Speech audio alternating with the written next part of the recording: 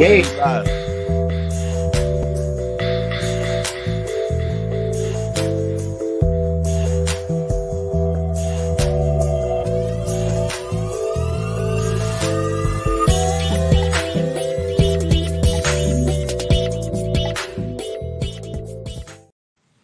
Oh man, we done made it. Ladies and gentlemen, welcome to Gentlemen's Talk from the Sidelines. As you can see to my right, I got a bald-headed hoe named Joseph. Hey, what's good? What's really good? And I and I got the world's greatest co-host on the bottom down there, DJ Micah B. What's happening? What's happening, bro? What's up? And of course, I got the world's greatest co-host on top of me, Mr.GQ. Hey, we live and we in that thing. We live and direct. My bad. The world's greatest deal. Appreciate you, though. And you already know it's going to be another fantastic show. Yeah. We're talking about it. And of course, since the last show, lots of controversy and lots of craziness has happened. But that's what we exist for, to talk about it, talk a little shit, and make it do what it do. So I'm going to make it do what it do. You heard me? So let's get started with the madness known as March Madness, because down goes all the remaining number ones. Huh. That was crazy. On number ones. Like we just talked about it, and there was no more number ones left. Boy, Alabama took it. Boy, they took it on the chin. And then, boy, University of Houston did what Houston teams do best. Choked in the big moments. Hold on now. Don't do that, because last year we did win the World Series. Now, don't do that. Okay. Yeah. Congratulations. I mean, I didn't see your Red Sox. Oh, my bad. I didn't want to cross them. Hey, it's all right. Hey, we got national championships. We've done our job. We got plenty of World Series. Go ahead and look at this. Go look at the franchise totals and then talk to me again about Don't sit here and sound like a Cowboys fan, bro. Please don't do this. See, I didn't do that. Because at least unlike Cowboys fans, the Red Sox have won one in the last 4 years.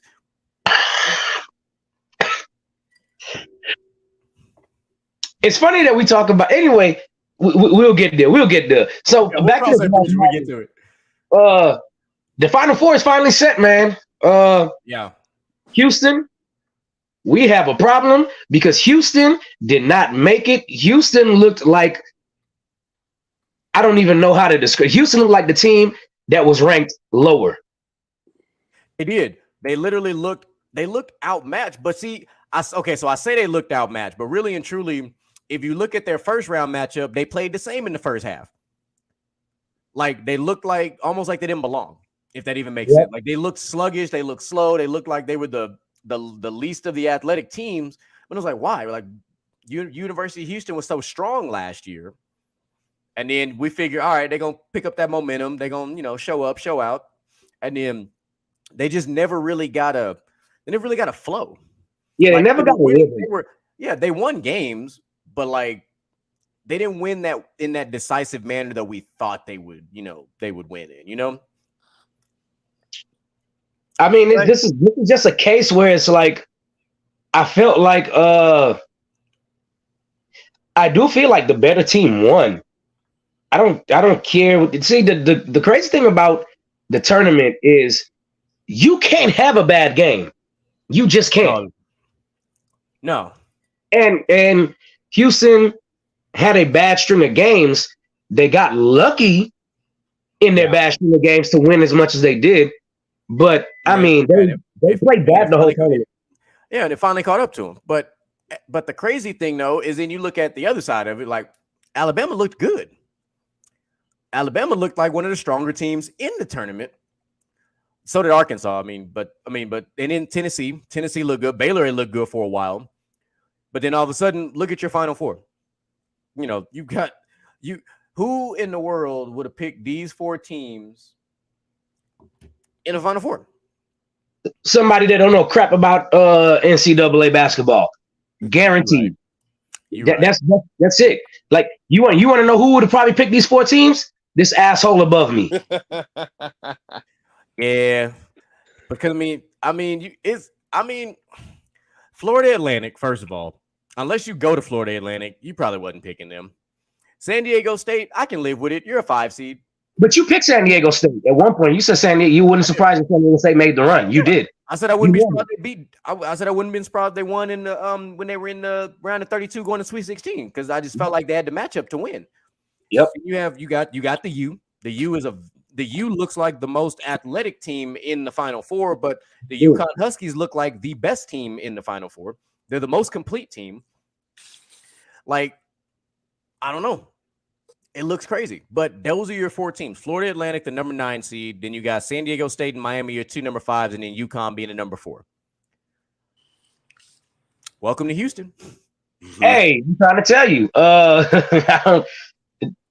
I will say this: this year's NCAA tournament, the Final Four proves exactly what we said at the start of this thing. It is wide open. There is like no front runners. There's nobody that's head and shoulders above the rest. No, nobody really looked like they wanted to take the reins. And that proved it. The tournament showed it. Houston dropped from number 1, I think, 4 times this year. Alabama dropped 3 times. Nobody held number 1 longer than 2 weeks this year. Yeah, every number 1 got beat. Kansas had it for at one point. Houston had it. Tennessee had it. Baylor had it. Texas had it. I'm missing 1 or 2. It was like 8 teams that held the number 1 spot. Alabama. There we go. Sorry, my bad. Yeah, all held the number 1 spot, but then no one held it longer than 2 weeks. Yep. Like your number 1s kept changing. And it was because of the conference tournaments. That was the only way to really get your number 1 seeds figured out because all the records were so close. How about this? Hey, Joseph. I'm listening. This I don't want you to listen. Now I want you to speak because me and you were together watching Houston and Alabama. Yes. From you not really watching college basketball and watching both those games, could you believe Houston and Alabama were the number 1 seeds in this damn tournament? No. And that just goes to show you how played this tournament was. You said that exact statement. You asked me that exact question about 3 times in the fourth quarter. I was setting you up. Micah was calling all kinds of bullshit calls the whole time. At one point, I thought he was going to throw his beer at the TV. No, we don't waste alcohol around. Never, ever. No, not that. Nope. That's a felony. It was an empty bottle. To be clear, I wasn't saying they were bullshit calls. I was saying the players were playing. What the hell are the players doing? Yeah, but I mean, it's March Madness, folks. I will say this though, Alabama didn't play that bad of a game. The shots that they normally make just weren't falling. They picked a bad time to go cold, and they picked a bad time to have a bad start as well, because it felt like the rest of the game they were just chasing. They were playing catch up the whole game, and every time they got close, they would miss timely buckets. And did they play Florida Atlantic? Yeah. No. Wait. Sorry. Which you talking about? Oh, Alabama? Yeah. Yeah. No, they had San Diego State. San Diego State. It felt like San Diego State could not miss down the stretch, bro. I'm watching. I'm like, these dudes making every single thing. Whereas the Houston game, I felt like Houston wasn't hitting crap, and everything was falling for Miami. And I'm about to say Miami. He was hitting. Miami couldn't miss. They gave up in the fourth quarter. Houston gave up. I don't care. Watching that game, I was disappointed. Yeah, but Miami put it on both Texas teams. Yeah. Because they beat UT and U of H. Now Texas put up a little bit more of a fight. I mean, only lost by 7, but UH they slapped him around. They slapped him around like you slapped your little brother. Yeah, by the time there was 4 minutes left in this game, the fight looked like it was just out of Houston. The coach looked shell-shocked. He didn't know what to tell his team. He didn't know what to get them fired up. And like I said, this is one of the problems where your shot ain't falling, but you can't stop anybody and you can't rebound. And that's exactly what it looked like. Ask Gonzaga what happened. Because Gonzaga got their ass whooped. Yeah. UConn came to play. And that's why they won as handily as they did. I mean, if you looked at all the scores, UConn won 82-54. Yeah, they blew them out. This is the most handled win that you've seen in the tournament. Like it was, that's what it was. What's crazy to me still is that Michigan State Kansas State game, because it went into the 90s. It was an NBA scoring game. Well, a 90s NBA game. Let me be correct about that. But I mean, other than that, I mean, most of your scores, which I do like, if you ever notice, is most of the scores were within like 7 to 8 points. Yeah. Except for the blowouts. Like the blowouts were exactly that. They were blowout. You lost by 15, 17, 20, 25. Like you got smacked up on. And the games were never close. No. But it was good. Well, so let's get to this question. Uh-oh. Who wins? I'm taking UConn. I'm taking the most complete team remaining.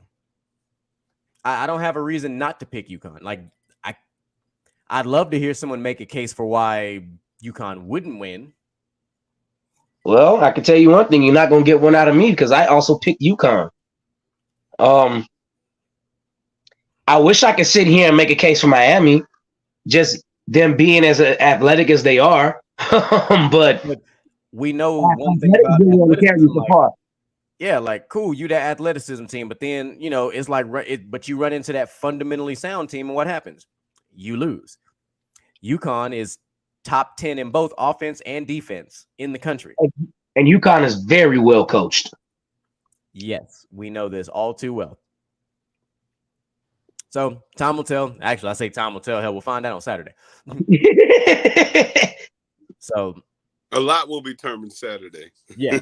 So I actually will be at the the Fan Fest Saturday. I picked up some free tickets today from a friend. So that's nice. I'm on call. Oh, that's trash. Trash. You always on call on like the absolute worst times. Yes. Sucks to be on call WrestleMania weekend. I'm trying, boy. WrestleMania Stand and Deliver weekend, which is the perfect pivot because that's where we got to get to. Boom. We got another. If for those who don't know, ladies and gentlemen, Mr. Beverly over here, also the guy that has his name is Joseph over there, big time WWE fan. Big time. So here's my question for you. 2-part question. Which match are you looking most forward to? Which match do you not give two shits about, and why? All right. Well, the one I'm looking most forward to is actually two of them. Carmelo Hayes and Braun Breaker. That's one of the ones you said last week, Jay. I know. And my favorite match of WrestleMania, Logan Paul versus Seth Rollins. Now, the one I don't give two shits about is the women's tag title match. I could care less about it. Honestly, okay. Stupid. It should only be two teams fighting. It's not that important right now. In my opinion, they don't have nobody holding the belts that's really worth talking about. Yes, Becky Lynch and Trish Stratus, whoop-de-doo. They just don't give me no excitement when I hear their name. Now, if you would have put the belts on, I'll be more happy if it was Damage Control still having the belts, to be honest with you. I just don't see the vibe that Trish Stratus and Becky Lynch have. I just don't see it. I thought it was Lita and Becky. Oh, Lita. It's Lita and Becky, but he was on his tangent. I wasn't finna stop in mid-sentence.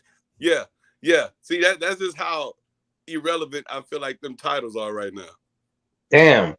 So how you feel about the next setup? Because you got the little tag team turmoil shit they got going on with Shayna and Ronda throwing themselves into the mix now. That gave it a little bit more spice to it because I honestly feel like they're going to take the titles. It makes sense. If they don't take it now, they'll take it at Backlash. Yeah. That's how I see it happening. Eventually, them two are going to hold them titles, and they're probably going to end up being the longest reigning women's tag title holders, whatever you want to call it. Think they'll hold it longer than Sasha and Bayley? Oh, I forgot they held them for. I'll say if the company wants to distance, They operate like this. They have a chance. Okay. I think if the company wants to distance themselves more and more away from Sasha, or what's her name now? Mercedes, her actual name. Hey, Yeah, Mercedes Monet. yeah, Miss Monet. I feel like if they want to distance themselves, either Damage Control is going to have to hold it for a long time, or Ronda and Shayna is going to have to hold it for a long time. Yeah. Did you watch NXT this past Tuesday? Nah, I missed it. I was handling some business with Kendall. Gotcha. Daddy duties. We know how it is. So you know how initially, you remember how Roxanne went down with the injury, right? Yeah. So Roxanne got medically cleared. So she's in that ladder match at Stand and Deliver on Saturday. Ooh, That's not So bad. now, so you got to, and then my dark horse favorite that I think gonna win this match, Indy Hartwell, also qualified for this match. So I think they're gonna put the belt on Indy because I think it's time for them to finally build her up, and she's had a very strong run. Now, my NXT crush Gigi Dolan, you know, I'm a big fan of what she got going on too. You know, it's just something about that fiery red hair that, you know, something about it. I don't know, something about you, girl. You know, it's like that sometimes. This nigga. Hey, but Stand and Deliver is probably going to do exactly that. I do think that is going to be a very good pay-per-view to watch. But of course, you know the controversy of WrestleMania. We'll see how it goes. It's going to be interesting. It's going to be a hell of a weekend. We got Final Four, we got Stand and Deliver, we got WrestleMania. We got a hell of a weekend. Now, one thing that will piss me off, if they take that belt from Bianca at WrestleMania. Because if you think about it, has she ever even won a WrestleMania? Yeah, she won last year. Did she beat Sasha? Yeah, she beat Sasha. I thought She beat Sasha. No, she beat Sasha, and she lost at SummerSlam to Becky. Then she had to get it back, and then she beat Becky at WrestleMania, been the champion ever since. You're right. I still don't think Asuka should take that belt from her. No, we talked about that last week because it's the exact same scenario if Asuka wins that if Cody wins. They don't have enough draw to make you believe them as as the one. Yeah. Like Asuka's a great in-ring competitor. She's one of the best. But she doesn't have enough pull. Like she just doesn't. She doesn't have enough pull. In my honest opinion, if they were going to pick anybody to take the belt from Bianca, they should have let Alexa Bliss take it from her. Well, Alexa Bliss was doing her thing on The Masked Singer, so she had other plans. I ain't even know she was on that show. Hey, I haven't watched it. Hey, listen, go watch the YouTube video because I was shocked when she took the little costume thingy off. I was like, wait a minute. Wow. Okay. GQ bomb. Boom. Hey. It actually drew a considerable amount of views when she popped up on there. So let's make another transition because I wanted to do this anyway. I'm going to talk about fantasy basketball because we are in the semifinals. And of course, I am matched up with DJ Micah B. And the way these little kids say, I'm on his head right now. Okay, first of all, wait a minute. Wait. Look, I made a whole bunch of moves today just to get some freaking able bodies in to play because, dude, I am so annoyed. I was like, okay, I have a chance here. Cam Johnson just went off. He reached 30 points, and I like, oh yeah, we doing good. I get on, and I didn't know SGA did not play tonight, and I was just like, oh my god, I didn't have anybody else to play in his place regardless. But had he played, I would have at least been able to make up some ground today with Cam Johnson going to hell off the way he did. I lost Miles Turner. I lost Miles Turner today. I lost Buddy Hield today, and I lost Keldon Johnson today. Right, I had to kick. I think I picked up 4 different players today because all my players were hurt. I was just like, bro, this is dumb. And all day, SGA has been good to play. And then 5 minutes before the game, he's out. And I was like, are you freaking kidding me? This is my chance to make up some ground.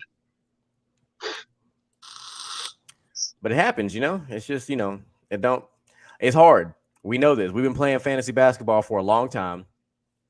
So we already know. Yeah, but this is my first time going down. Well, I'm in the semifinal, so it's not that bad, I guess. Yeah, but I mean, we got matched up. I didn't expect us to get matched up this early, but it's all right. I didn't either. I ain't even looked at who the other semifinal match is, and I hope it's CJ's punk ass, but it's probably not. I think it is, because I think CJ was ranked over me at the end of the season. Let's find out. Let me look at the league matchup. Let's see.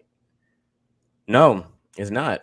It's actually it's Julius and Azul, which is who's right behind me in the division. Yep. So, yeah, that makes sense.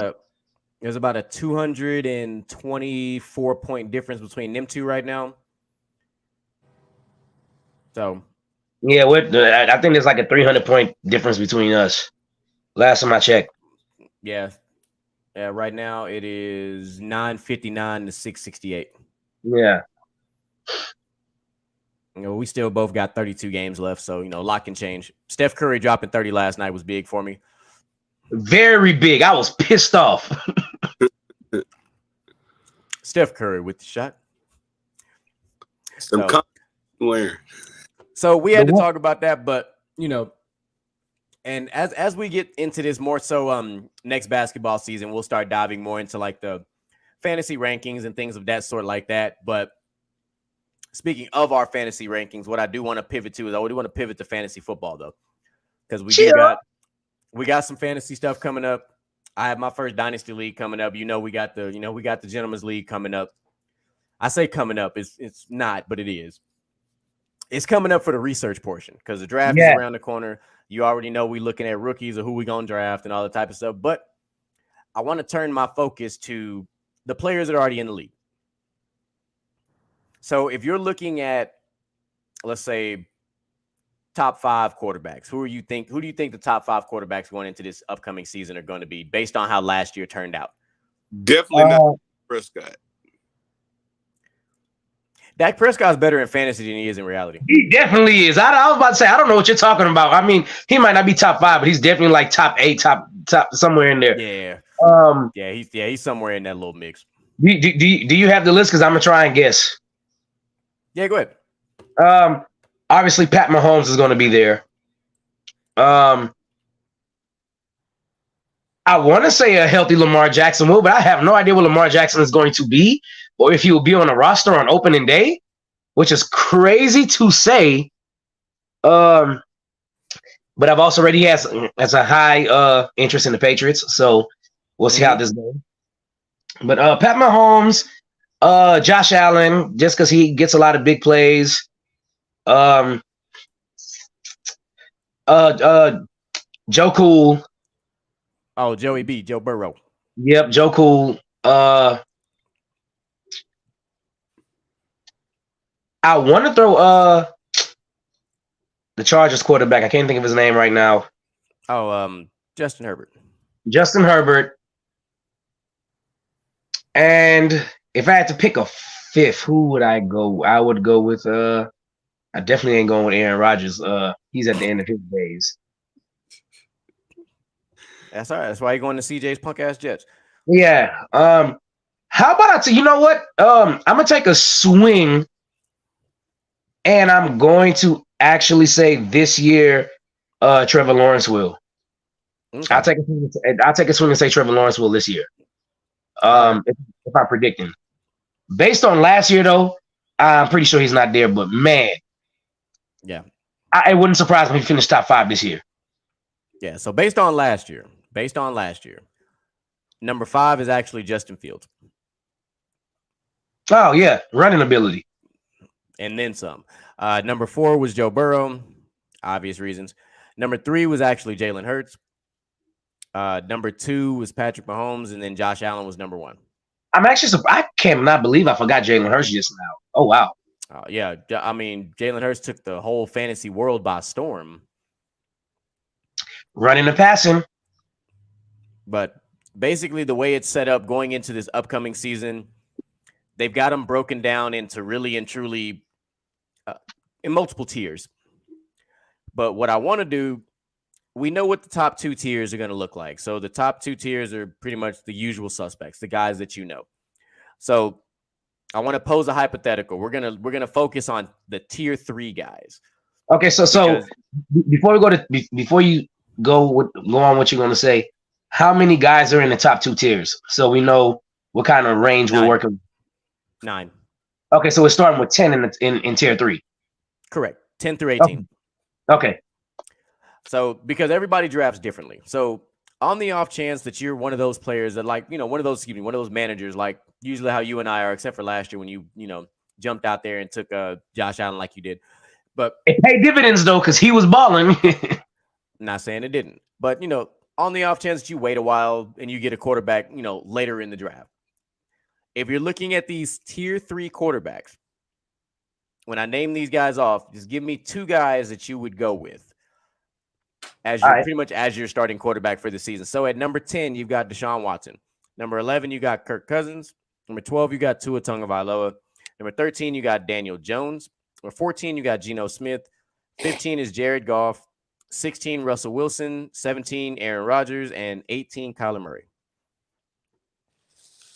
The hell is Dak in tier 2? Yeah, Dak's number 9. Okay. Well,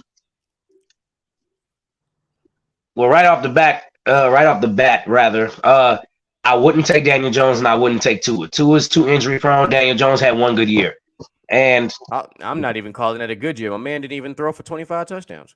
So before anybody says anything, like, look, y'all know I love my Giants too. I love my Giants and I love my Texans. Until Daniel Jones show us otherwise, you wouldn't go with him.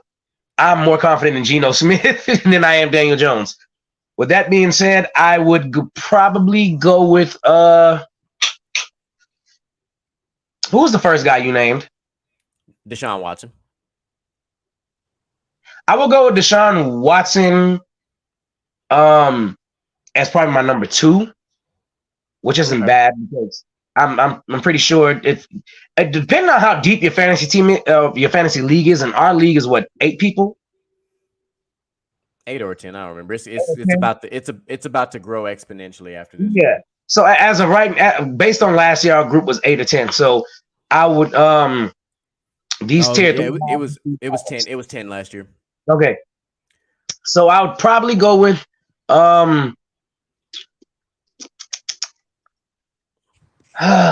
give me my cousin. I'm gonna take Kirk Cousins. I know what people are thinking, but Kirk Cousins is absolutely phenomenal fantasy wise. Kirk Cousins threw for 4,000 yards and threw for 25 touchdowns. So why wouldn't you go for the guy Kirk Cousins' numbers? If you compare it to like the 2010 guys, his numbers say he's a freaking Hall of Famer. It's ridiculous how good Kirk Cousins has been, but his teams have been mediocre. So I would go with Kirk Cousins. I wouldn't mind going with Kirk Cousins, and I wouldn't mind going with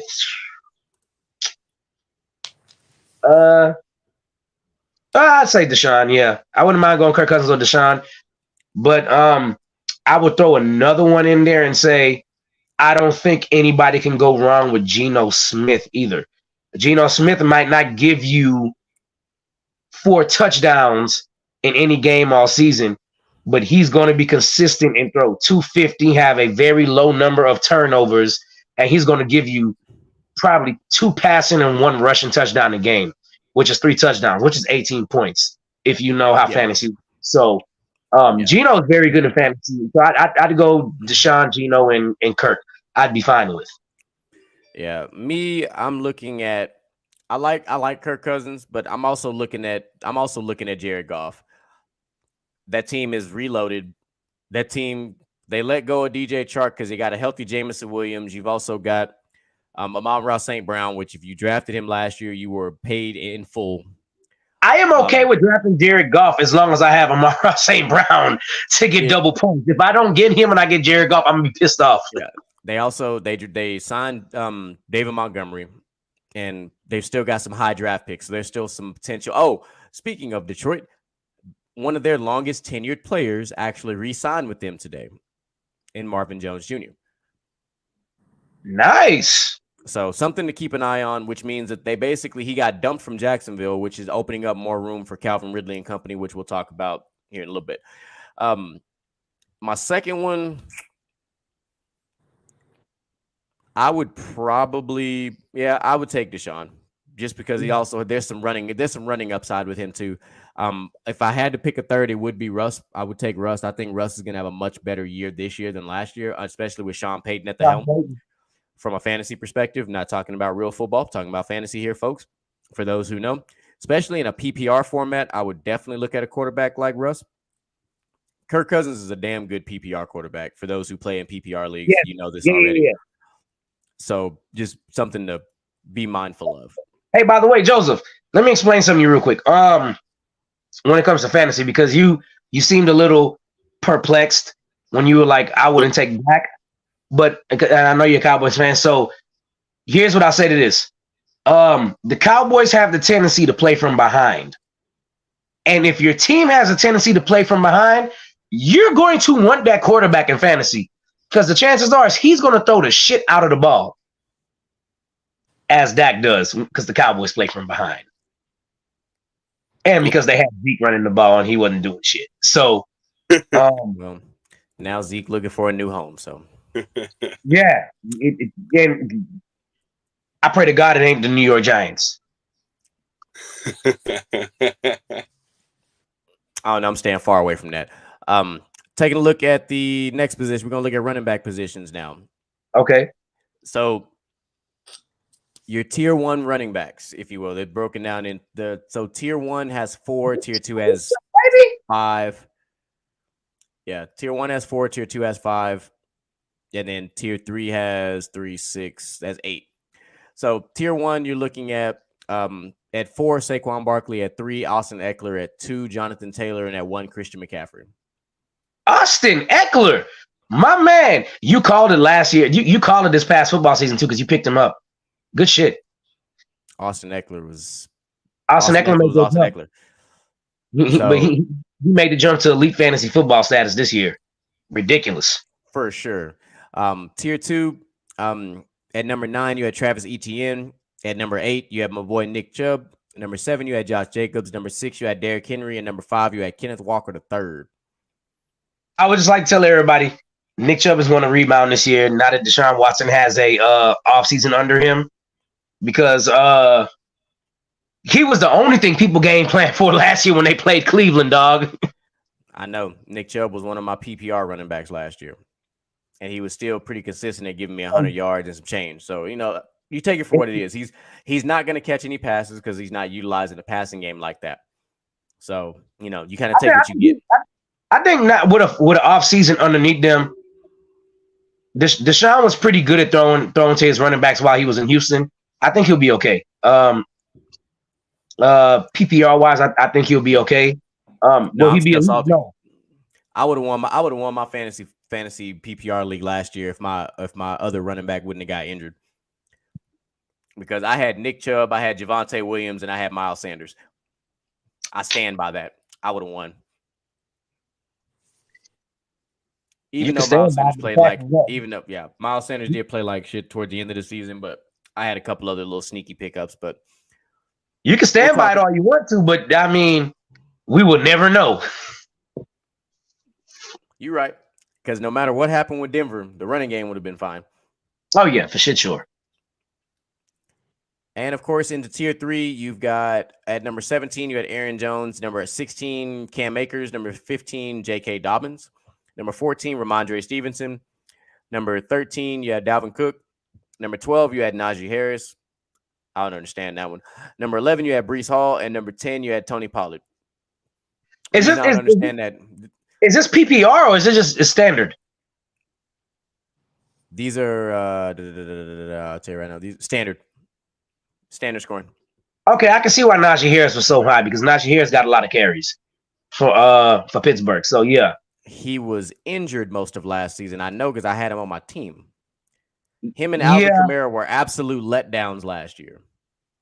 Yeah, but in the standard league, even last year, even though he was injured, he still received a good amount of handoffs. And if that's any indication how much handoffs he's going to keep receiving, So, but I mean, if there was any tier 3 I would stay away from this year, I'd probably stay away from Derrick Henry because Derrick Henry is hitting that point where most running backs hit the ceiling because they've taken so many handoffs. Has he showed signs of slowing down? I don't know if he showed signs, but Tennessee isn't going to be good. So all they're going to do is stack the box and hit Derrick Henry. And Derrick Henry's still tier 2. He's actually number 6, but so I'm not drafting Derrick. I haven't drafted Derrick Henry in 2 seasons now. I wouldn't draft him, I drafted him this past year and he played pretty good for in standard anyway. He was good in standard. But one person that really, really let me down this year was Dalvin Cook. I don't know if it's the offensive line because I didn't watch a lot of Vikings. I don't know if it was the offensive line or if he's just declining or he just had a bad year. I have no idea, but the past 2 years, I'm with you. Dalvin Cook has declined, and if the trend is the same, he's going to decline again this year. So, that's fantasy.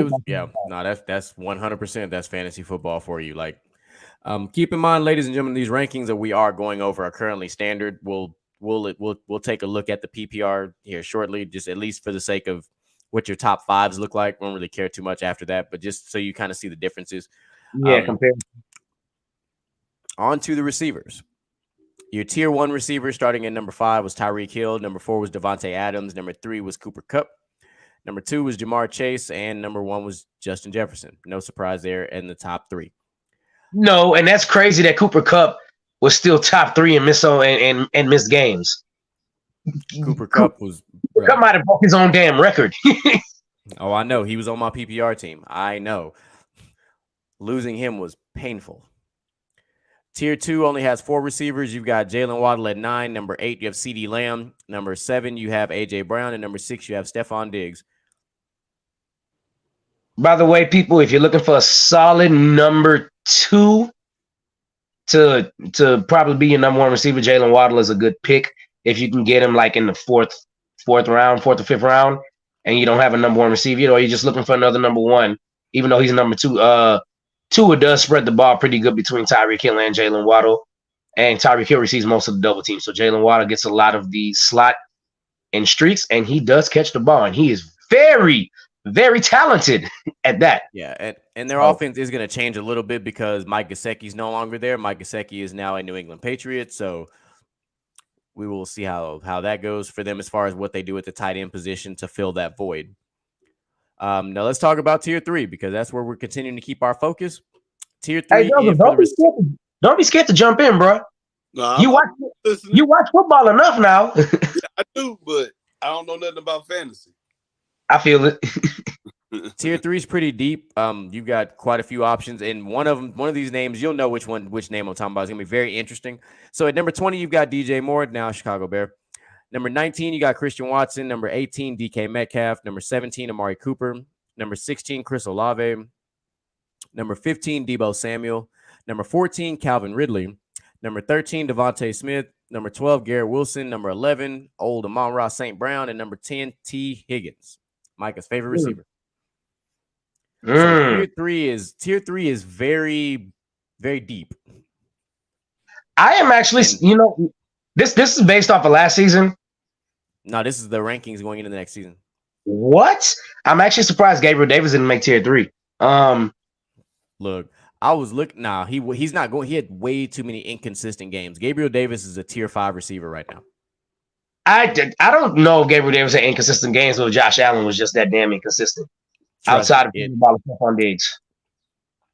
Trust me, as a Gabe Davis owner, I know this. I had him in standard and PPR. What I mean by inconsistent is I don't know if the inconsistency falls on him. Is what I mean. Like obviously he was inconsistent in the points he put up, but I don't know if the inconsistency falls on him or Josh Allen because Josh Allen was kind of hot or cold and I had Josh Allen in both leagues. So yeah, he was hot and cold for the entire season. We'll see because they also did lose. They lost Isaiah McKenzie, which was their slot guy. So we'll see if that changes any kind of dynamic with that team. But if I'm looking at these tier 3, which I guess I'm not I'm not shocked, but I'm like, I thought Amon-Ra St. Brown would crack that tier 2. But then Yeah. I'm looking at Stephon Diggs, AJ Brown, CeeDee Lamb, Jalen Waddle, and I'm like, all right, I can see why he didn't. Those guys play for elite teams for the most part. I would say Chris Olave looks like he's ready to make the jump this year. He had a hell of a season, by the way. But he looks like he's ready to make the jump. But the quarterback question for that damn team is the freaking issue, man. I don't think it's an issue anymore. And well, I don't think it's an issue anymore because it's Derek Carr. So one person I am surprised it didn't crack if they're projecting. Well, I wouldn't say I'm not surprised, but I'm not surprised, but I'm disappointed that he didn't make it. Was Drake London, but I mean Atlanta doesn't have a good quarterback. Drake London didn't come on until like the last 5-6 games, like really come on, because the whole issues with the quarterback and the offensive system, because all of a sudden Kyle Pitts disappeared in thin air, then he got injured, and then they just started kind of they kind of gave Drake London that D-hop treatment, just like, all right, let me just target this guy and see what happens. But force fed him. Yeah, so we'll see what happens. Desmond Ridder, quote unquote, is going to be the starter. We'll see how that goes. But I mean, looking at this tier 3 group, if I'm targeting any group, I'm looking at, of course, Amon-Ra St. Brown. I'm looking at Garrett Wilson, Amon-Ra St. Brown, absolutely Chris Olave for sure. And I wouldn't sleep on DJ Moore. He let a lot of people down last year. He let a lot of owners down last year because the quarterback carousel that was Carolina. Not his fault. Like I said, the quarterback carousel. It wasn't because of him, the player. It was the quarterback carousel. But now, with a little bit more stability, a little bit more of an offensive structure in place, I can see DJ Moore moving up this list. Calvin Ridley is going to be the most. Chicago? Yeah. That's going to be Justin Fields' favorite target, bro. Well, I mean, he got a nice little trifecta of receivers to throw to. I mean, you got him, you got Chase Claypool, and you got Darnell Mooney. So you move Mooney to the 3, Claypool's your 2, Moore's your 1. You got a big body target, a possession receiver, and a speed guy. That's every quarterback's dream right there.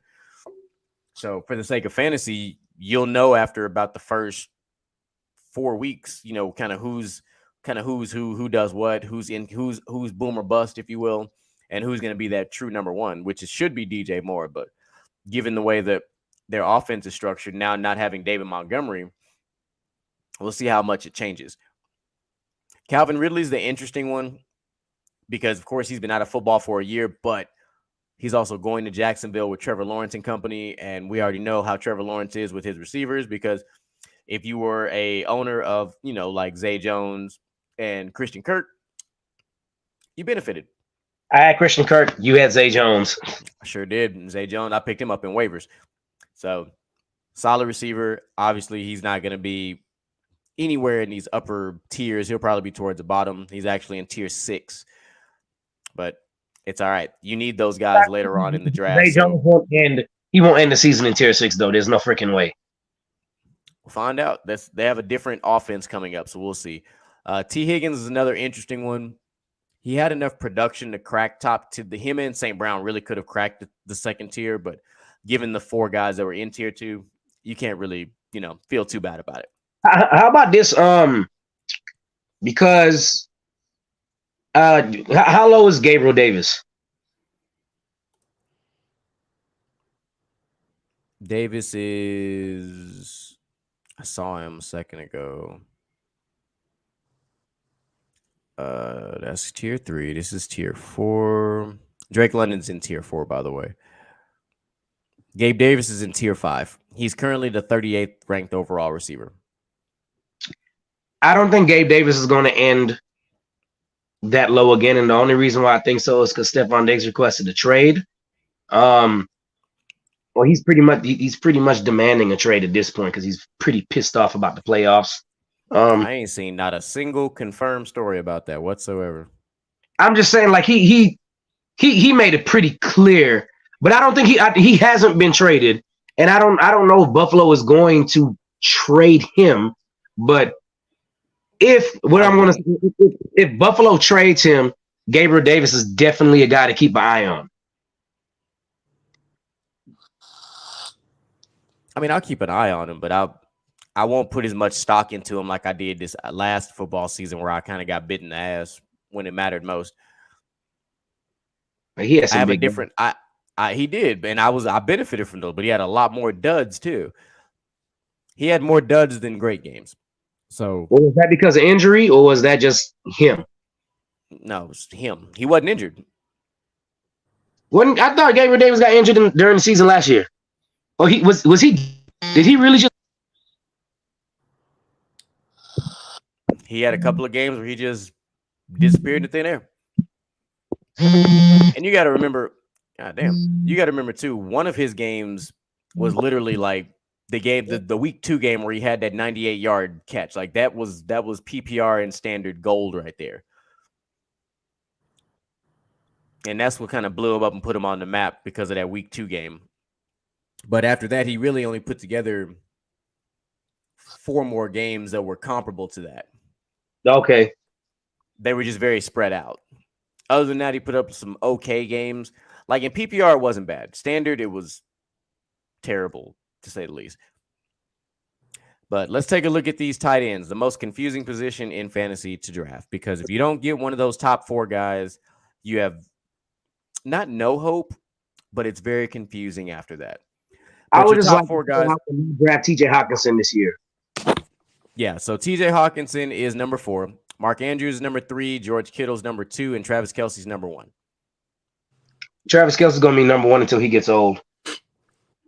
Yeah, so there's your tier 1. Your tier 2 is where it's interesting because you got Darren Waller at 7, Dallas Goedert at 6, and Kyle Pitts at 5.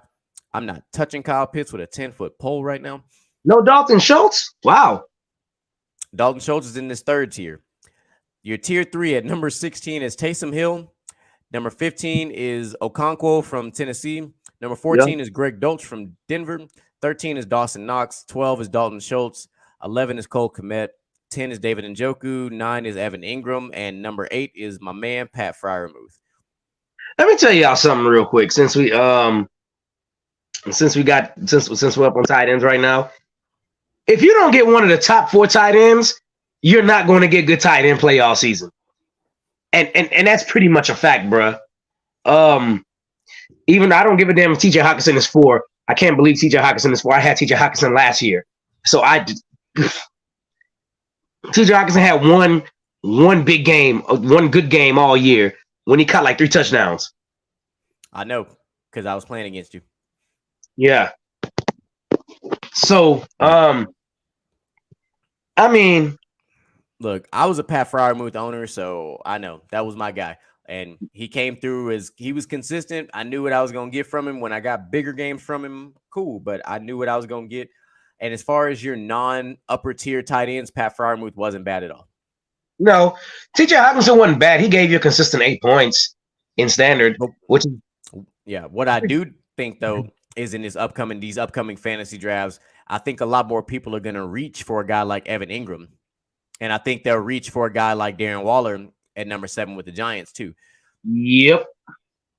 Which is fine. I hope they reach, because if it gives me a chance to snatch up one of them top 4, then so be it. But the question becomes, like, knowing what you know about tight ends, how soon do you draft him? Are you drafting him before you get your running back situation sorted out? Or are you drafting him before you get, your number 1 receiver? Like, what's the play here? Because the argument can be made that you should go get one of the top 4 tight ends very early within the first 3 rounds, really and truthfully. I would say one of the top 3 because I'm just not a believing TJ Hawkinson anymore. Yeah, but I'm letting these rankings be what they are. But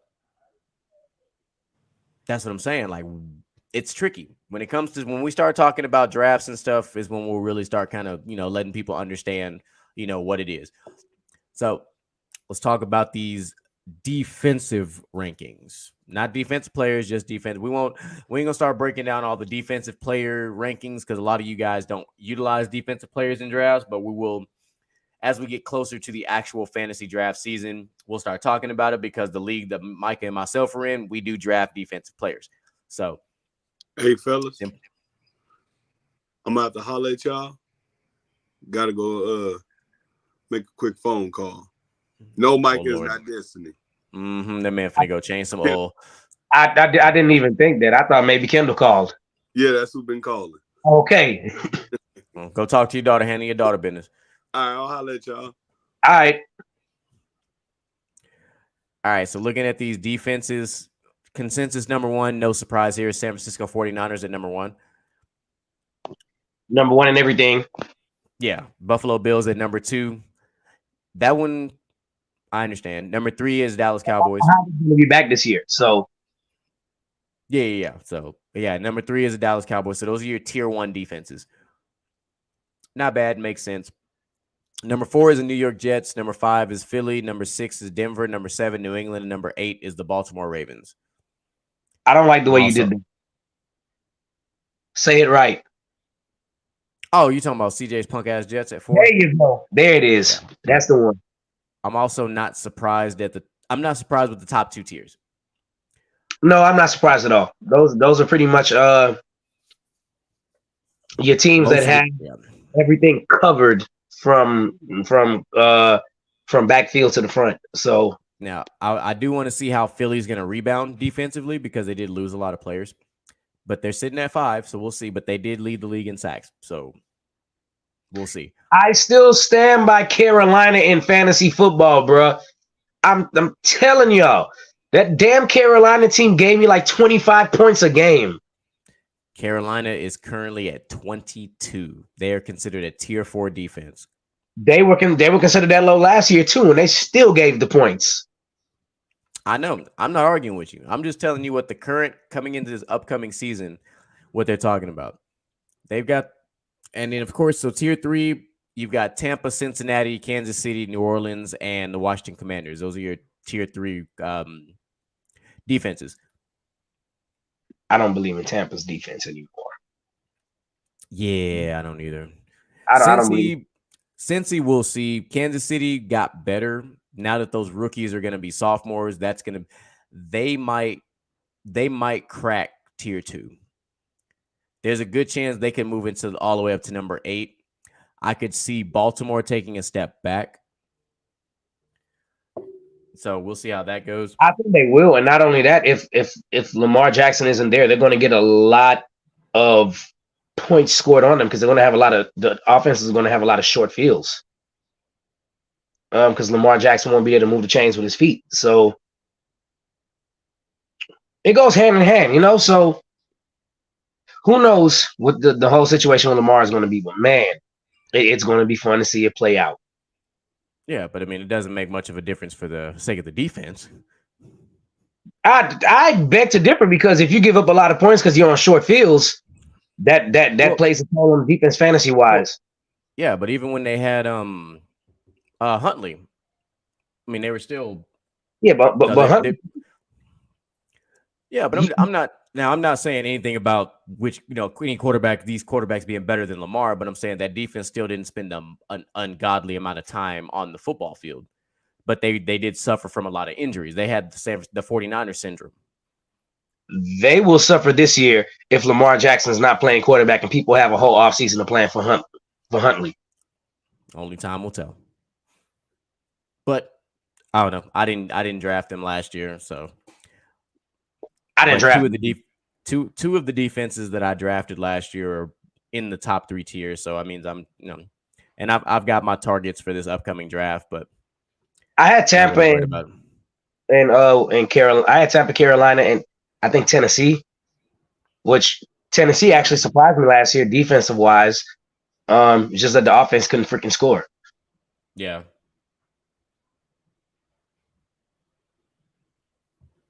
Gotcha. No, you're right. And there's been some teams that have made some changes, but like I said, we'll cross that bridge when we get to it. So Not too bad. Like I said, it's early. We're 27 or 26 days out from the draft. Yep. So I'm sure we'll both have our rookie boards done after that. Me and you always draft a rookie every year, and neither one of us has missed so far. No. My thing started with DK Metcalf, and I haven't missed yet. So No, the rookie I wanted to draft last year ended up getting injured, so I didn't. I'm glad I didn't draft. That was Jameson Williams, but it's all right. Like I said, we cross that bridge when we get to it, but it gets real interesting when we start talking about all of our wonderful fantasy stuff. So y'all stay tuned. We'll get a lot more locked in.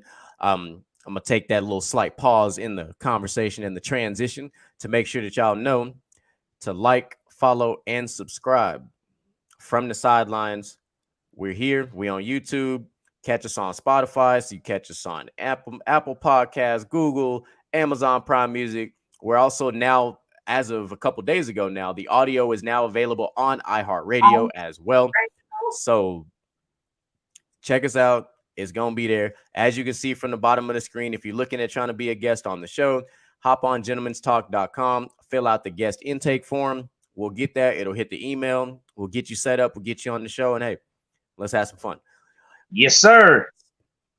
So let's get to it. Let's get to the shout outs. Absolutely. Because you know it's that time of the show. I was hoping Joseph would have been around for the shout outs. It's okay. I know what you was thinking.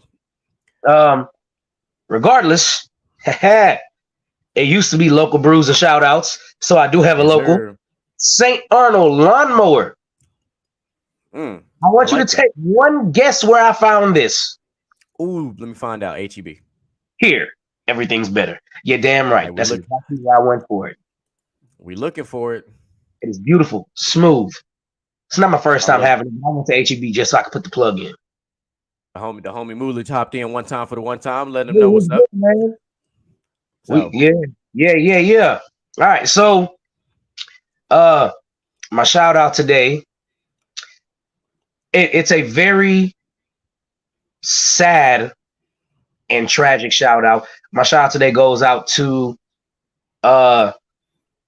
more than shout outs. My hearts and thoughts and prayers go to the families of the people that were involved in the school shooting earlier this week.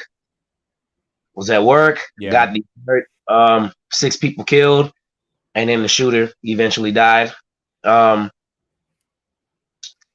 It's tough, man.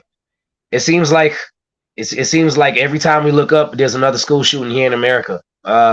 Wasn't in Texas, but I mean, but it was still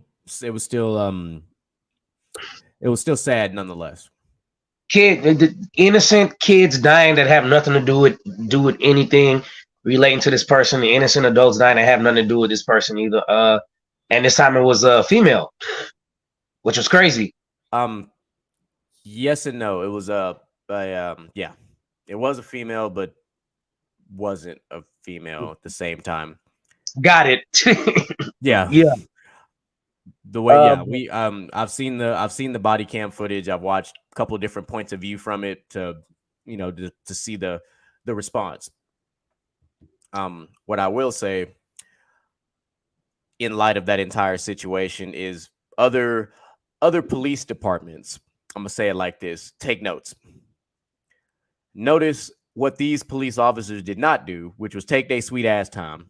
They did not wait for body armor and all this other shit. They already had vests on. If you watch the body cam footage, the guy in charge said, "Hey, I need 3. Make sure I got a rifle. Come on." And they went in. That teacher opened up that door and they went to work.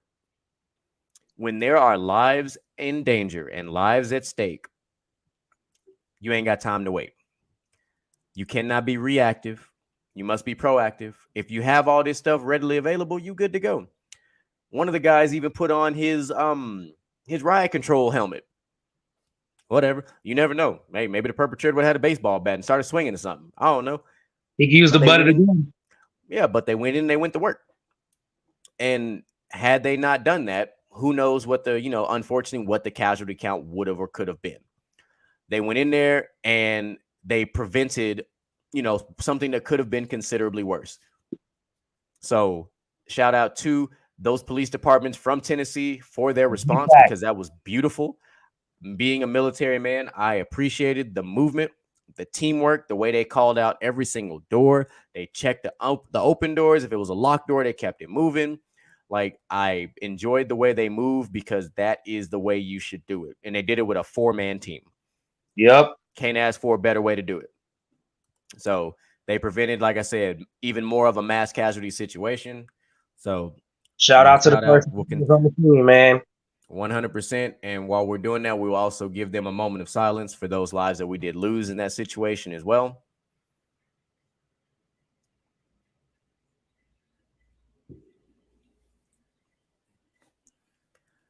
All right, so we had to make sure we got that taken care of because that was a big deal. If you wasn't gonna do that as a shout out, I definitely was. So as always, we think like one brain.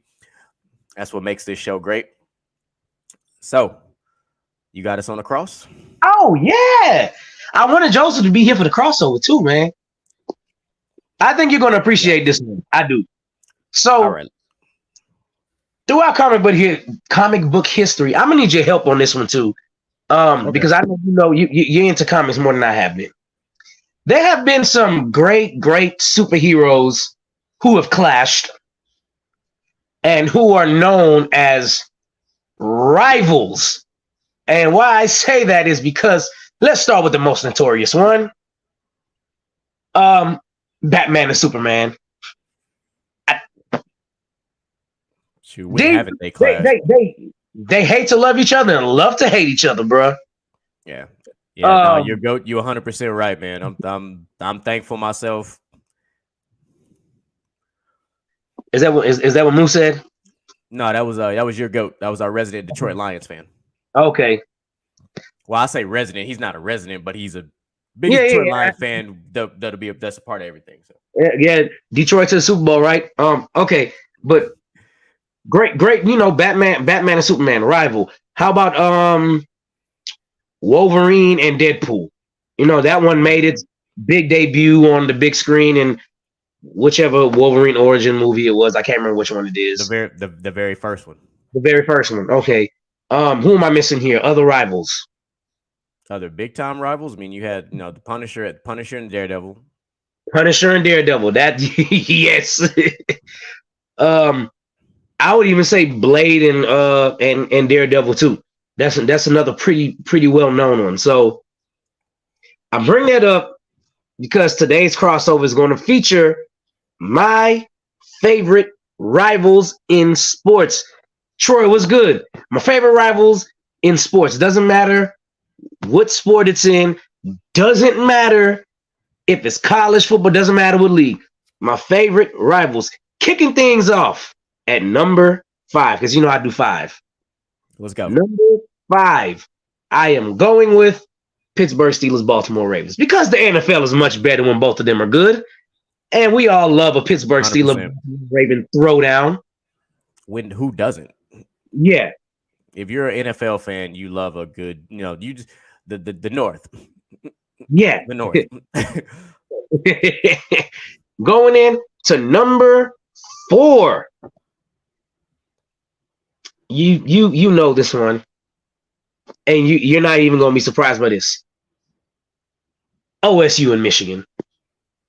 So I'm not surprised at it. I'm surprised how low it is on your list, but we gonna get there.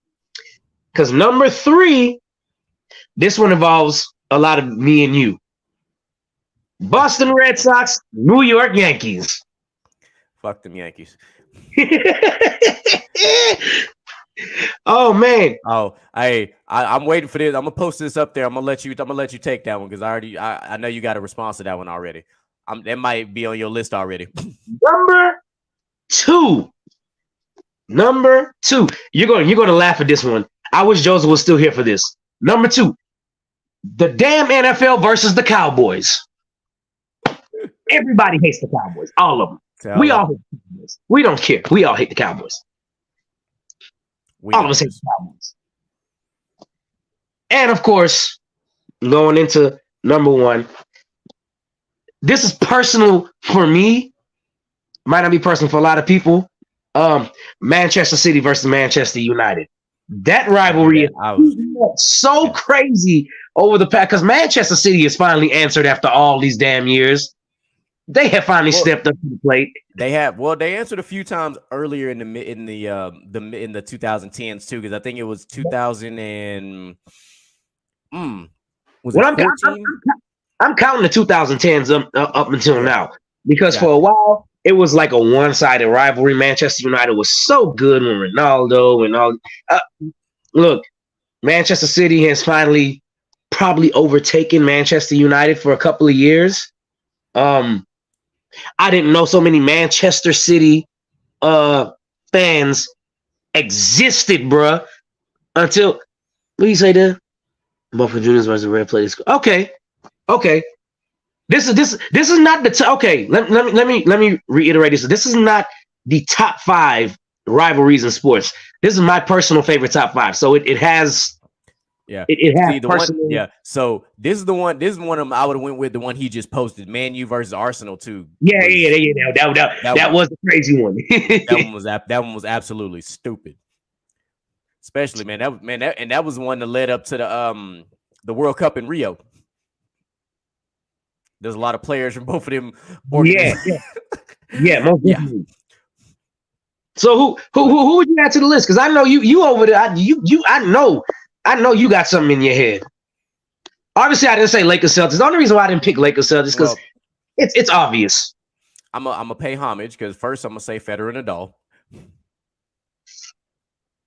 I didn't take singles into account, but yes, Federer and Nadal. Rivalries are rivalries. I'm sorry, Federer and Nadal is a big one, so that you got to, like, you absolutely have to.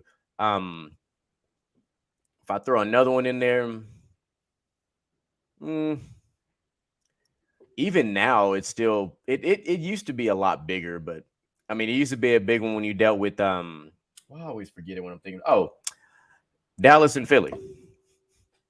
Yeah, because those. No, I mean, granted, yes, I know it's the same division, just like Baltimore and Pittsburgh, but those two organizations together just absolutely 100% cannot. Oh, they hate each other. Yeah, there's no love lost between the city of brotherly love and the city in Texas. Nobody gives a lot of fucks about. Sorry, I said what I said. The whole state of Texas hates Dallas. Besides Dallas people, it is what it is. Sounds about right. Like, yeah, just not my. I don't know. Just not my thing. Never I would has also been. like to add in because I'm an asshole. If you're a Dallas Cowboys fan, you're not allowed to be a Houston Astro fan. It's not allowed, bro. Stay your ass in Dallas and be a Dallas, a Texas Ranger fan. Don't do that. Yeah. But you can't forget about one of the most storied football rivalries out there, and that is Chicago versus Green Bay. It's been one-sided a lot lately, though. That's why I just didn't. Lately, yes, but go all the way back to the 60s, and it's yeah. Well, I know, but you know that's before my time. I know the history. But we ain't putting no timeline on it. We just we're putting it out there. But that's a big one, and it's still big, even though it won't be. I don't think it'll be as big now. Once Rodgers is gone, I don't know how big it's actually going to be. It might get a little boring. No, Justin Fields will take care of it, and we'll see. Yeah, I think Justin Fields will do good. Like it's funny. So my mind was read just now. I'm gonna post this for you because the next one I was about to say, he actually put it out there, and it was actually his number one, which is Brazil versus France. Brazil versus France on the World Cup stage is massive. And then of course I'm gonna throw there. Then you had Bulls and Pistons was good too.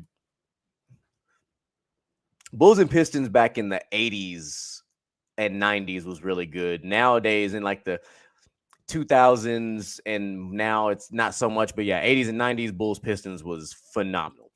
I mean, obviously without the bad boy Pistons doing what they did to Jordan and Jordan getting in the weight room over that summertime, changing the course of his trajectory and the team as a whole, we never would have seen it. And that's really when of course you had Isaiah Thomas and company just doing what they do best, living up to what the Memphis Grizzlies are trying to do, but they'll never be as good as the bad boy Pistons as far as that persona goes. Just the persona, not the skill set. Strictly talking about the persona. But I agree, though. I definitely agree. That Pistons team, hell. yeah, we got a resident mind reader in the chat because I was the last one I was finna name. He already named it. I'm just gonna post it up there. But it's Messi and Ronaldo. That's a massive one. That is one of the most. That is the best. It is still currently happening. That's what makes that one is still happening because it took a while. I've seen people about to come to blows at work behind this one. And if you want, I'm the CR7. Y'all already know what time it is. I'm CR7 all day. But I mean, for the longest time, I mean, Ronaldo had a hold on it because Messi was stuck to where he couldn't get over the top. Well, and then he finally got over the top, and then he's hit a couple of career milestones since then. Like he hit some gold career milestones and some other stuff. But now Messi was starting to kind of, really pick it up. But every time you watch, CR7 play, it's like watching a work of art. Like for him to hit a hat trick in a game is like so normal to him. Yeah, like that's what I be feeling like. It's kind of stupid.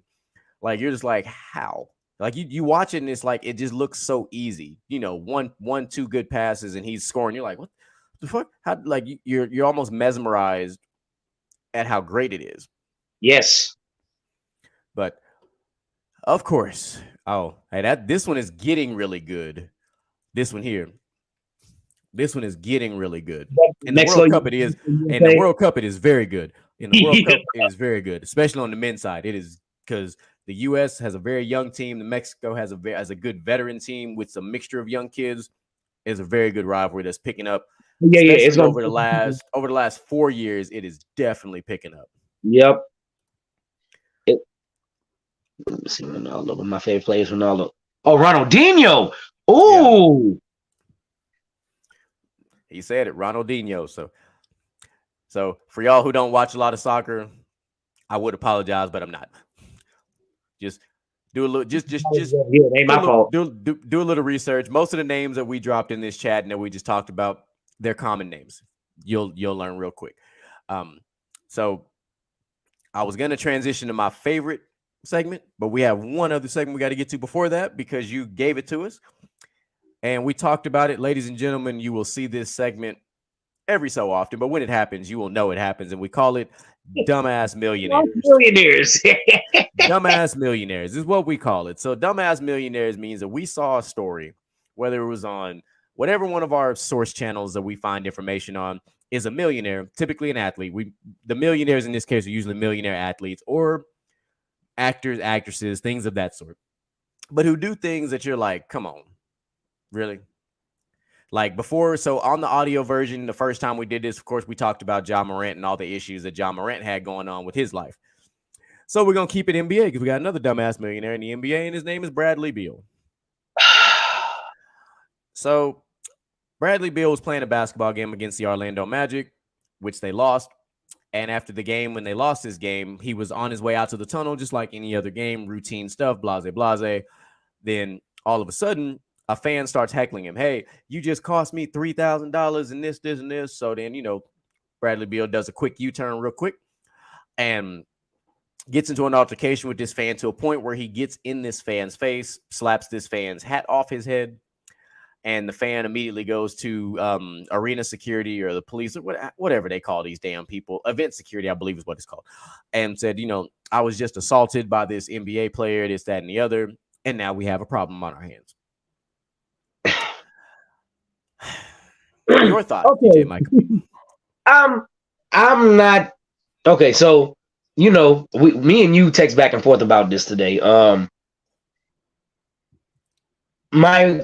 I don't have an issue technically with Bradley Beal responding the way he did, even though people are going to be like, you can't do that. But I am also a stockholder in Mr.GQ's fuck around and find out club.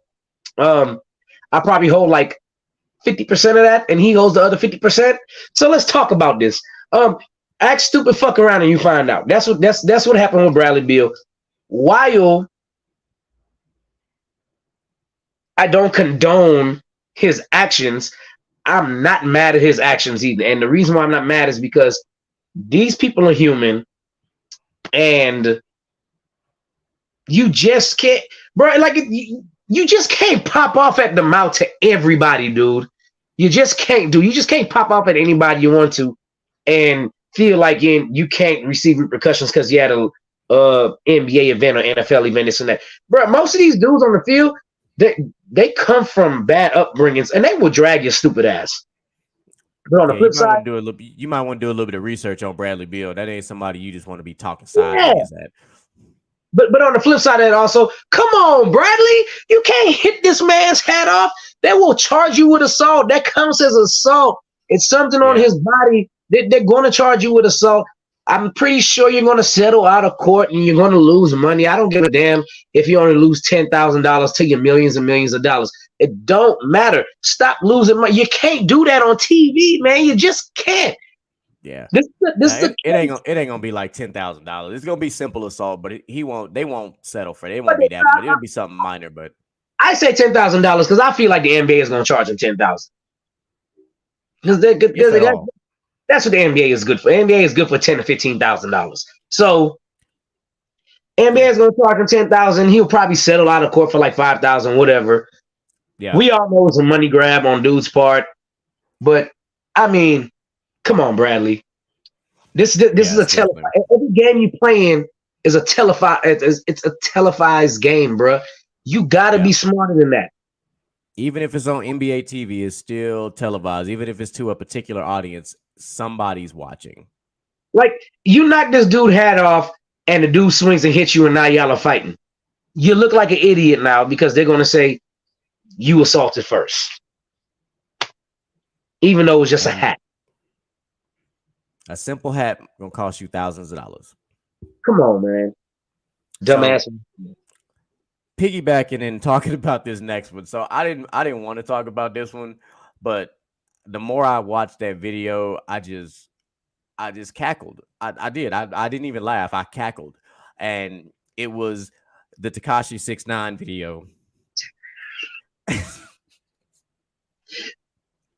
The LA Fitness got beat up in the bathroom by the sink video. Because what made me cackle, and I don't know how many people watch this video, but if you ever watch the video, you're going to know exactly what I'm talking about. One of the dudes that was in this altercation that was jumping him was rocking yellow Crocs. Yeah. I'm like, hold on. And I'm like, and you know, it's people that were in all the chats and all these different forums and all these other stuff like that were defending this man. And I'm like, wait a minute, time out. Flag on the play. Let's not pretend like we forgot what Tekashi 6ix9ine did. Not even what he did. Let me tell you, it's about what he said. What he shouldn't have said, but what he said. He opened his mouth, and look what happened. Somebody closed it. You thought they were just gonna let you get free? Oh, you thought because you got away from New York you were safe, but you went from New York to Florida. You act like word of mouth don't travel. The second highest population of Puerto Ricans in America, bro. Come on, dog. And on top of that, first of all, Tekashi 6ix9ine don't even look like somebody that be in the gym like that. So I didn't even understand why he was at this LA Fitness in the first place. He's trying to change his life, man. You want to know why the reason why he was in the gym? The reason why he was in the gym was the same reason why he got jumped there, because he knew he needed to put on some muscle to protect himself. He'd have done better using them millions of dollars he keep wasting on dumb shit, getting some steroids. This is true. He need a quick fix, because the way he was at the gym, I was like, nah, fam, that ain't it. I didn't see I didn't see none of the videos of him working out, so I don't know. I didn't either, but I don't care. I know he's not that big of a human being, so I'm not concerned.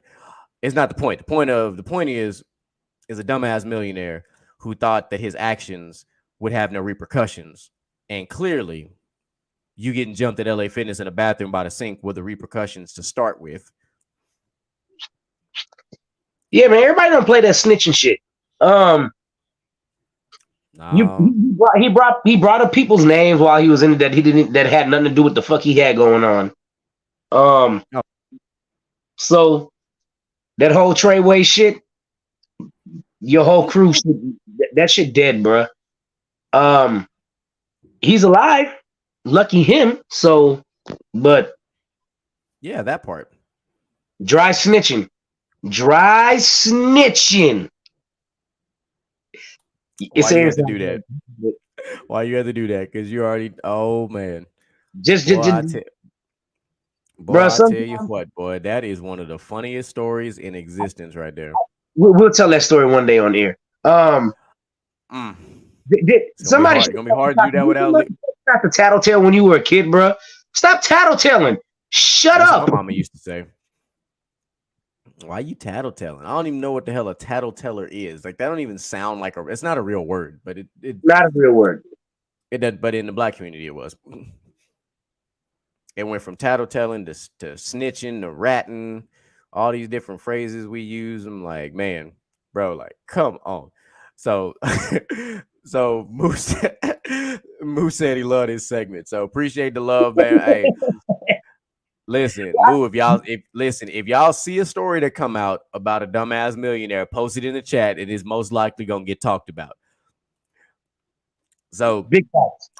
the third person that I want to talk about, I'm actually going to use him in my final segment. We're going to talk about this in the real talk segment. So, ladies and gentlemen, we're going to bring in the real talk. This is where we bring the tempo and the tone down a little bit. Yeah. Usually, the real talk, we don't get real happy go lucky, if you will. It's we highlight and we spotlight certain things.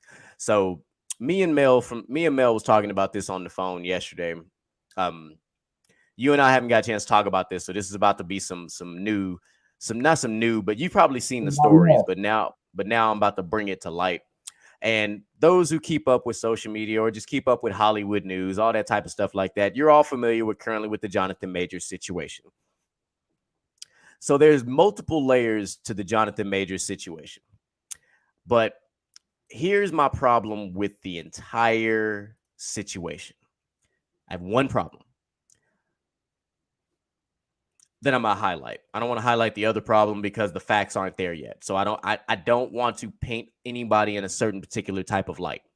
I'm using his situation to highlight a group of individuals that I probably can't stand, because I don't like using the other word, but I cannot stand more than any other group of people because it literally affects people's entire livelihood. And it is the court of public opinion. Speak on it. I'm talking to you, the ones who push the cancel culture narrative, the ones who don't get all the facts, they just jump to conclusions like a lot of other people tend to do. And before they even gather the facts, they're immediately trying to do this and that and try to ruin somebody's life, drag them through the dirt.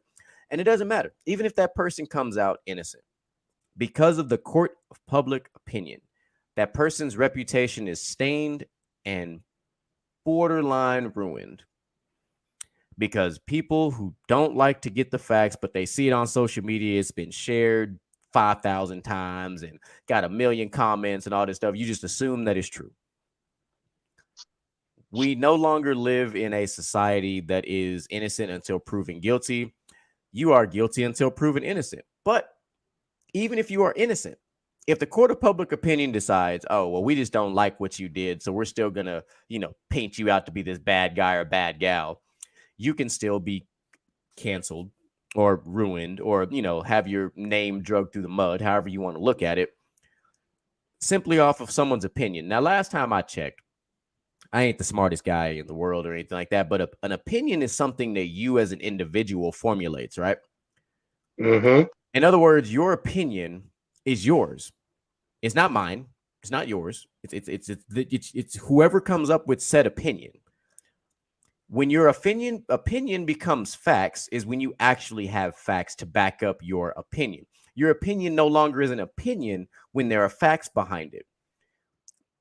Your opinion becomes truth when there is facts behind it. When there is no facts, you are just talking out the side of your neck. You talking that shit. Or in the words like they already said, you talking that talk, but you're not backing it up. You're just talking. And we know this. We've heard lots of people talk about this type of stuff. Usually the loudest person in the room is usually the dumbest. It's just what it is.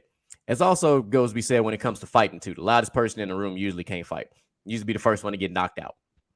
But that's another talk for another day. I want to keep talking about this court of public opinion because I'm in quite a few like Marvel groups and all this other stuff. And I was looking at all these different stories and points of views talking about Jonathan Majors and stuff. And we know Jonathan Majors is a self-made man. Jonathan Majors is in his upper 30s. This is finally his big break. Things are going well for him. And as soon as a little bit of dirt, and it's funny, but this all goes back to let me back it up real quick. So this all goes back to the Will Smith Chris Rock incident. This is how far back this goes when it comes to the court of public opinion, because it's something that Denzel Washington said. And he said, when you're at your best or when you're about to make your come up, that's when the devil truly rears his head. Why am I saying that? Because Jonathan Majors was on his way up big time. He made his appearance in Low Key. He was getting big. He was like, okay, yeah, this is big. I was like, hold on, Kang the Conqueror, that's a big deal. He goes from Loki to making his appearance and, of course, the new Ant-Man film. And then he branches off and he's now in the, he's in the Creed film. Like he's doing kind of what Michael B. Jordan did. Michael B. Jordan started blowing up and you see Jonathan Majors is trying to do some similar things, similar trajectory as far as making that Marvel jump to the other jump. And then an incident occurs. The incident that occurs is an altercation that revolves around domestic violence. Now, you know me very well. I don't get down with domestic violence. I don't like that kind of stuff. I don't. But we have to be very, very careful when we throw the words domestic violence, domestic abuse, all those things around, because there are situations that we don't know because we weren't in the room. We weren't in the room. And we also have to look at this. This is one of the more important things to look at. Jonathan Majors is a large human being. He's a large human being. So let's flip this whole thing for this. And let's just say that the cops were called in is because Jonathan Major said that, hey, my girlfriend is abusing me. She's hitting me, but he has no marks on him. But Jonathan Majors hits this girl one time and she's got a bruise on her cheek. Who the cops gonna believe? This 225-pound man or this 125-pound soaking wet woman? Court of public opinion. All you see is a large man and a small woman, and you automatically assume because there's more marks on one person over the other that person's 100% at fault. It's the wrong answer. Gather the facts, do your job. You're a cop. Your job is to separate them first, get his story, get her story, put the two stories together, formulate an actual investigation, and make it happen from there. But what we've done is we take the narrative. Oh, there was a domestic violence incident involving a celebrity who's doing XYZ.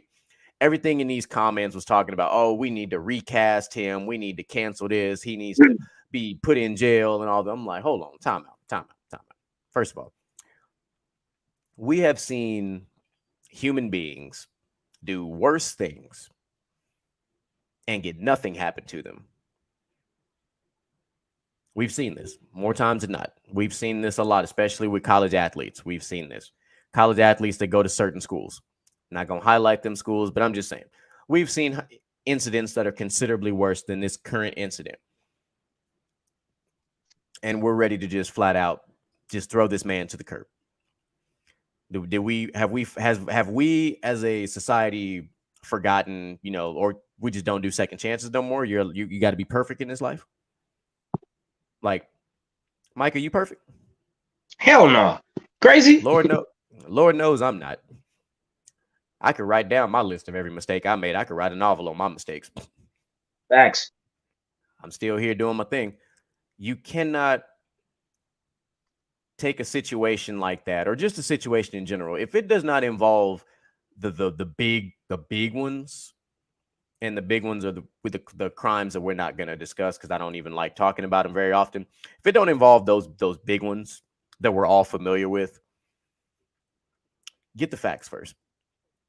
Because we don't know the entire story yet. We hear different things. We heard, she's recanted her statements and all these types of things. Like we've heard all this stuff, but wait till the entire story comes out. Formulate your quote unquote opinion, find the correct facts, make things make sense. Then make your judgment call or whatever it is you're going to do. But don't start flooding this man's DMs with hate and threats and all this other stuff like that when you don't even have the whole story yourself. Because that's the wrong answer. I hate the court of public opinion. And unfortunately, that was created by millennials. It was created by our generation. We are the reason the court of public opinion exists. Because we went through more changes and transitions than most generations. Those of us born in, the late 80s and the 90s and stuff, you got to think about everything we went through as far as changes. We went through broadband, internet, dial-up, all that stuff. We went to the Wi-Fi game. We had the Y2K scare. We had 9/11. We have gone through a litany of changes. We went through a lot of changes in a very short period of time. We never got comfortable, if that makes sense. As a generation, we never got comfortable because it was always constant change. Even music drastically changed for us. But I highlight all those things because simply what we have to do as a society, as a society as a whole, we've got to go back to our roots. And in this case, the roots are simple. Gather the facts. Make a decision after you have the facts. Don't be so wear my emotions on my sleeves, and don't make a rash decision in a rash moment because your emotions are all on an all-time high. Like, don't do that. Because you're talking about ruining somebody's life and you don't even have the entire story yet. Your thoughts, sir?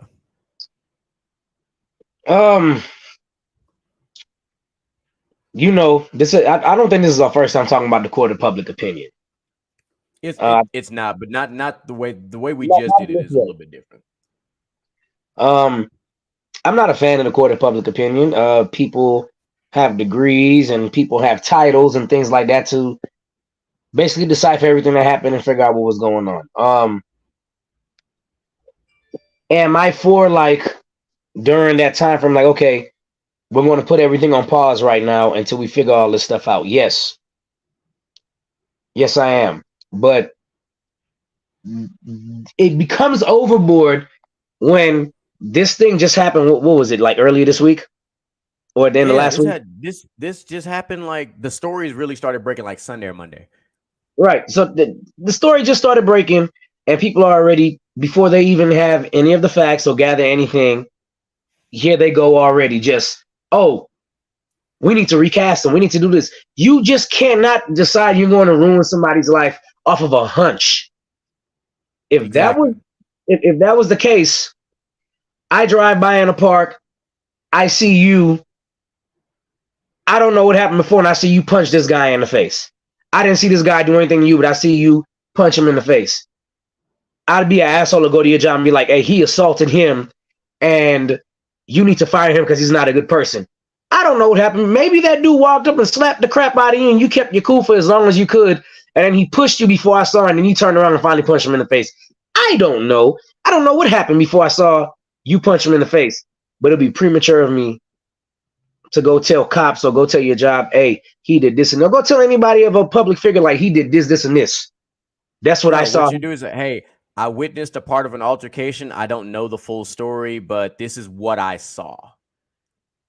Which is not what the court of public opinion does. No. And, and when we take it, a step further is when we see incidents, what we tend to do, instead of intervene and help the situation, what we do is we do this. Oh, let me record that. Oh, I got to get that on the gram. Oh, I got to, wait a minute. How many times have you been on and seen a video of, like, somebody just a dude beating up a chick? Let's just use the most extreme one that we see a lot. And a bunch of people, instead of helping, are just standing around watching, recording. I'm like, bro, 4 or 5 of y'all can pull her away or, subdue him long enough for her to get away. Or, instead of pulling out your phone and recording, how about you call the cops? But see, this is something I tell people at my job that makes too much sense. And in an era where social media controls the mind, sense isn't common. Common sense is not very common anymore. That's 100% correct. So that's how we do here. That's why the Real Talk is what it is, because we like to make sure that we highlight the things that we see. I see these things, I notice these things, and I'm like, hold on, we got to talk about this real quick. Because I was just like, when I saw the comments, it just irritated me. it's like back when I'm a big Family Guy type of guy. So this one of these episodes, this is kind of where the real talk started to kind of come from, is when Peter Griffin had a segment called "Grinds My Gears." It was one of the it was meant to be funny as hell. Yeah, it was meant to be funny as hell. But the point was, I saw that and I was like, I like that. And I just kind of let it sit back in the back of the mind. And then we started doing all the things that we're doing now. And I was like, you know what? We got to have us a segment just where we just highlight something like that, and it doesn't grind my gears. It's just, we're going to have a real talk segment. We're going to talk about it. We're going to highlight it. We're going to talk about it. We're going to put our opinion out there. Yes, I said opinion, because my views on it might not be your views. And that's okay. You might have a different view, and that's perfectly fine. I'm simply giving you my view on the court of public. There's probably people out there that love the court of public opinion. I think you're weird if you do, but to each his own. Each his own. Not going to judge you for it. That's not my game. But what I will say, if you are in that community that is quick to cancel somebody, keep that same energy when you make your first major mistake and cancel yourself. Facts. Keep that same energy. That's all I'm saying. Don't be so quick to have an opinion and be all judgmental, because when you make a mistake, I hope you get held to the same standard, and I hope they drag you through the mud the same way. Guilty, so you can experience innocent. 100%. So, ladies and gentlemen, this has been another phenomenal show. Thank you for everybody that was in the chat today. Appreciate you, Move, for stopping by. Appreciate you, Your Goat, for all the love and support. Love that. Looking forward to it. Next week, next Wednesday, we got a special show coming for you. We've been planning this for about a week and a half, and it's going to come to fruition. We're going to highlight some things that y'all have not seen us highlight just yet, but we guarantee you're going to love it. We got another roundtable coming for you. If you guys have thoughts, ideas, things you might want us to talk about, hit us up. Hit us up on the DMs. Get us up on YouTube. Talk to us in TikTok. Get at us on YouTube. Let us know. So, last message from me, Killian Hayes. Oh, you talking about Killian Hayes? Oh my God! You knew it was coming. I was like, you knew something like that was coming. But yeah, like I said, and if you haven't already, for those who are tuning in, please don't forget to like, subscribe, and follow From the Sidelines. We are on all major platforms as far as your audio goes. We are on Spotify, Apple, Amazon Music, iHeartRadio. Of course, you're on the live on YouTube right now. Follow us. We got the Facebook group Live and in Color. Follow us there too. Let's get it popping. From the Sidelines, we taking over one episode at a time. Keep watching, and you're going to see greatness before it's all said and done. I am the one and only Mr.GQ. I am your boy, DJ Micah B. We out.